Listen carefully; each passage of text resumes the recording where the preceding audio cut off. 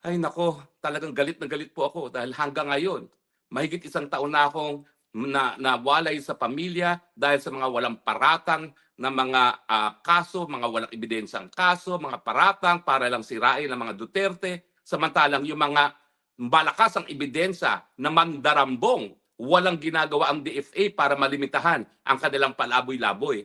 Eh, alam niyo ba, yung ginagamit nila sa palaboy-laboy, galing din yan sa kaban ng bayan. Ginagamit din ba nila yung mga private planes nila sa palaboy-laboy? Mabuti sana kung first class tickets lang ang kanilang sinasakyan, no, na gamit ang pondo ng taong bayan. Chances are, pati yung mga eroplano nilang mga magarbo, yan pang ginagamit nila sa palaboy-laboy nila. At ang DFA, walang ginagawa para man lang takutin man lang sila na tigil na yung mga pabiyahe-biyahe nyo, umuwi na kayo at harapin nyo ang mga paratang laban sa inyo. Ulitin ko po ha, ako na wala ng ₱1 na inaakusang nagnakaw sa kaban ng bayan, hinabol ng DFA na parang #1 kriminal at ng PNP. Pero si Zaldico at si Martin Romualdez, siguro kung magkakaroon ng botohan, sino ang pinakasusuklaman ng tao sa ngayon? Yang dalawang yan, kasama na si Marcos Jr. Ayun, turista ng turista kung saan-saan, hindi hinahabol ng DFA.